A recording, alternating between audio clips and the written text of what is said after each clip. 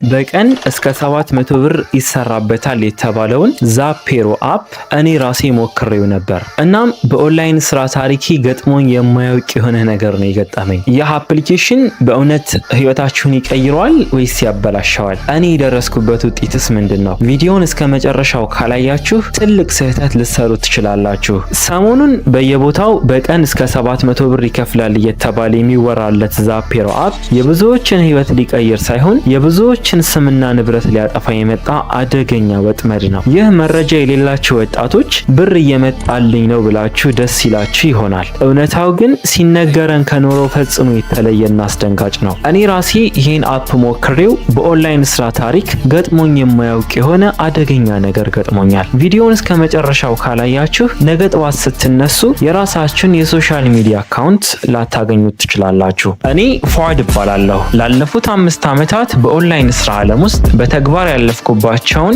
ውጤት ያመጣሁባቸውንና ብዙ ውጣ ወረዶችን ያየሁባቸውን ሚስጥሮች ለእናንተ አካፍላለሁ። ዓላማዬ የኢትዮጵያ ወጣቶች የዲጂታሉን ዓለም ተጠቅመው ራሳቸውን እንዲቀይሩ እንጂ በአቋራጭ መንገድ በሚመጡ ስካመሮች እንዲበዘበዙ ማየት አይደለም። በአሁን ሰዓት ብዙ አይነት የኦንላይን ስራዎች አሉ። ድንገት ብቅ ብለው ቶሎ የሚጠፉ አነስተኛ ኢንቨስትመንት የሚጠይቁ እንዲህ አይነት ስራዎችን እኔ ፈጽሞ አልመክራችሁም። ምክንያቱም 90% ትርፋቸው ሳይሆን ጉዳታቸውን የሚያመዝነው። ነገር ግን አንዳንዴ ጥሩ የሆኑ የረጅም ጊዜ ስራዎች ሊመጡ ይችላሉ በሚል ተስፋ በአንድ የታወቀ የቴሌግራም ቻናል ላይ ስለ ዛፔሮ አፕ ተጽፎ ተመለከትኩ። እኔ ደግሞ በባህሪ አዲስ ነገር መሞከር እወዳለሁ። ከተሳካም ለእናንተ አበስራለሁ፣ ካልተሳካም ትምህርት ይሆነናል በሚል በቀጥታ ወደ አፑ ገባሁ። አፑ የሚጠይቀኝን እያንዳንዱን መረጃ መሙላት ጀመርኩ። ነገር ግን ሂደቱ ገና ከጅምሩ ጥርጣሬ ውስጥ የሚከት ነበር። በተለይ ከዋትስአፕ ጋር አገናኝ የሚለውና ኮድ ልኮልኝ ይህንን ኮድ አስገባ የሚለኝ ክፍል አልተዋጠልኝም ነበር። የሆነ ሆኖ ብዙም የማልጠቀምበት አንድ የዋትስአፕ አካውንት ነበረኝና እሱን አስገባሁ። ምን ቢሆን ጥሩ ነው? ወዲያውኑ አካውንቴ ላይ 150 ብር አካባቢ ሰጠኝ። ደስ አይልም?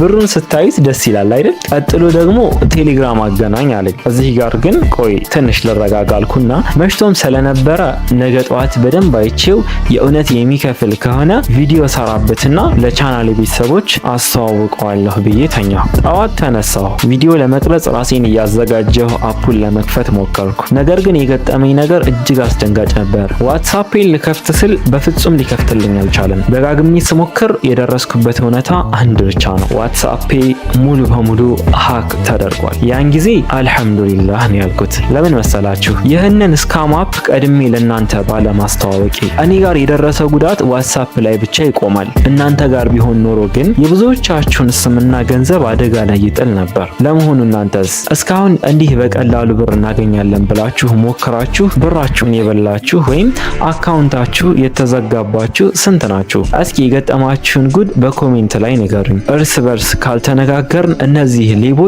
መጨረሻ የላቸውም። ይህ ከሆነ በኋላ ግን የሚገርመው ነገር ብዙ ሰዎች አሪፍ ስራ ነው ሞክሩት እያሉ በተለያየ ሶሻል ሚዲያ ላይ ሲያስተዋውቁ ተመለከትኩ። እውነቱን ልንገራችሁ እንዲህ አይነት ስራዎችን በፍጹም እንዳትሞክሩ። ጥቅሙ ለማን ነው ካላችሁ ለሚያስተዋውቀው ሰው ብቻ ነው። በእናንተ ሪፈራል እሱ ሳንቲም ያገኛል። እናንተ ግን የግል መረጃችሁን ለሃከሮች አሳልፋችሁ ትሰጣላችሁ። ያኔ ዋትስአፕ ለሌላ ለማይታወቅ ዓላማ የተጠቀሙበት እንደሆነ ሳስበው ነገሩ ምን ያህል አደገኛ እንደሆነ ትረዱታላችሁ። የእናንተን ዋትስአፕ በመጠቀም ለወዳጅ ዘመዶቻችሁ ብር ላኩልኝ የሚል ሐሰተኛ መልእክት ሊልኩ ይችላሉ። ይሄ ደግሞ ከገንዘብ በላይ ስማችሁን፣ ክብራችሁን፣ ማንነታችሁን የሚፈታተን የሆነ ነገር ነው። እንዲህ አይነት አጭበርባሪዎችን በምን እንለያቸዋለን? 5 ምልክቶችን አሳያችኋለሁ።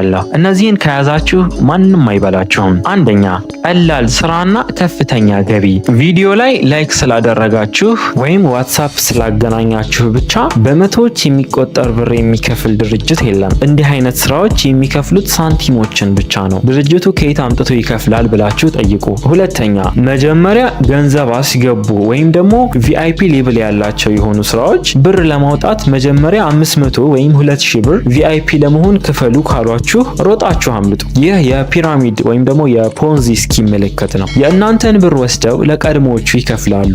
አዲስ ሰው መግባት ሲቆም ግን ብሩን ይዘው ይጠፋሉ።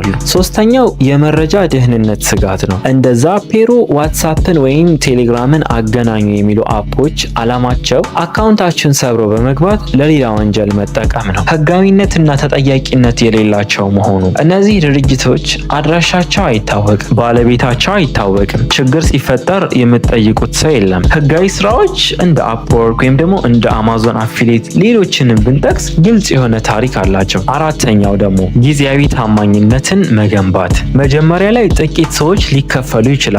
ይህም የሚደረገው ሰዎች እውነት መስሏቸው ጓደኞቻቸውን እንዲጋብዙ ብቻ ነው። አንዴ ትልቅ ብር ሲሰበሰብ ግን አፑ አንደር ሜንቴናንስ ይላል ወይም ደግሞ ጭራሽ አይከፍትም። ውድ የቻናል ቤተሰቦች በአቋራጭ መንገድ ለመበልጸግ መሞከር መጨረሻው ጸጸት ነው። በኦንላይን ዓለም ገቢ የሚገኘው ወይ በሽያጭ ወይ በክህሎት ወይ በማስታወቂያ ነው። ያለ ድካምና ያለ እውቀት የሚገኝ ነፃ ብር የለም። ጊዜያችሁን እንደ ግራፊክስ ዲዛይን፣ ዲጂታል ማርኬቲንግ ወይም ደግሞ ኤአይ ፕሮምፕት ኢንጂነሪንግ ክህሎቶች ላይ ብታውሉ ቋሚና ህጋዊ ገቢ ታገኛላችሁ። ስግብግብነትን ተቆጣጠሩ።